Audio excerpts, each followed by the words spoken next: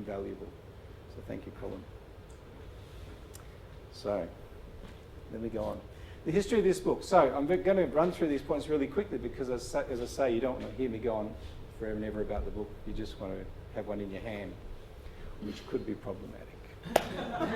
Okay, so what happened was I came into this IEC teaching basically teenagers English and at a very low level, having really only been teaching in one place before, and that was in Steiner Waldorf schools, in primary schools.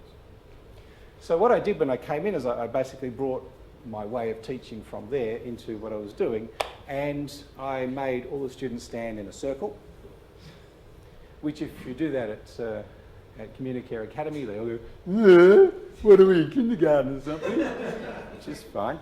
But anyway, the students at the IEC, of course, coming from overseas, thought it was normal because they'd only been in the country a couple of weeks. So they all stood in a circle, some of them grudgingly, but you know, they all stood in a circle. And we did drill. We did games and wordplay and songs and poems and so forth at the start of every day. So I was walking around for the first week with a piece of paper with, you know, various tongue twisters. She sells seashells, and you'd be surprised how difficult it is, depending on which language group you come from and so forth. And then the second week, I'm running around with two of these pieces of paper because, you know, they've learnt some of them and some of them haven't, and I needed more. And then, you know, after a while, I got 3 pieces of paper and wondering, and when I say 3 pieces of paper, I mean 3 times 15. So I'm walking around with 45 pieces of paper in my hand going to class and thinking, there's got to be a better way to organise this. And then I thought, yeah, and then there could be an order you could put that in that would make sense. And then I thought, well, if I'm going to bother doing that, I should make it comprehensive. And then I thought, stop. Because, and apart from the fact that's a little bit autistic, the thought occurred to me that surely someone has already done that. Why should I reinvent the wheel? Someone would have done this already. So I went looking for the book. I looked for the book and looked for the book, and I had the advantage of the internet because it was 2007. The internet existed, and so if this book existed, I should have been able to find it, and it wasn't there. I'm still looking for the book. Actually, last week I was in the Alexander Library, and I was still looking for the book, and I found that in 1826, someone had tried to make this, but they hadn't done it by collecting the existing corpus. Rather, they tried to write a little verse or whatever song for each sound. Okay, but 1826 and out of print. So I don't know, I haven't seen that. So I looked for the book and it didn't exist. And then I thought, well, okay. So I started writing it.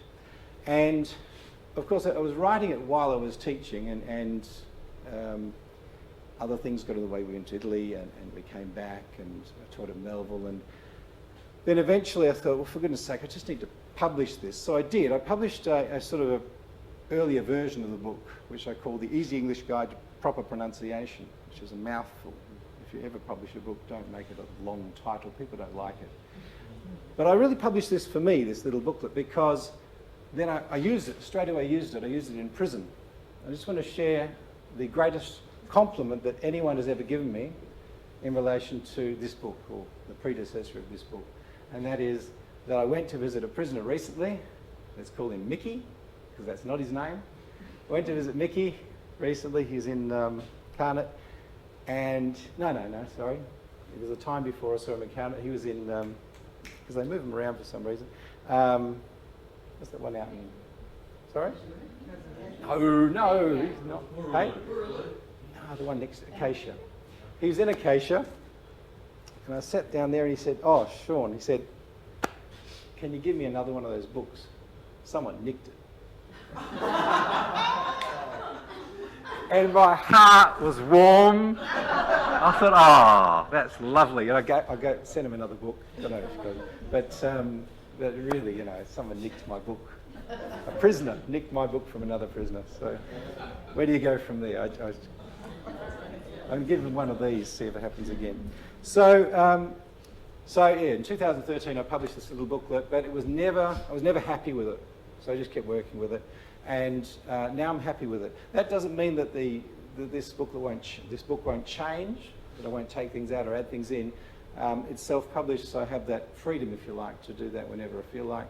And so basically, if you've come across something great that's not in the book, please send it to me. And don't think I won't try and fit it in somewhere. I'm good at shoehorning them in. Who's this book for?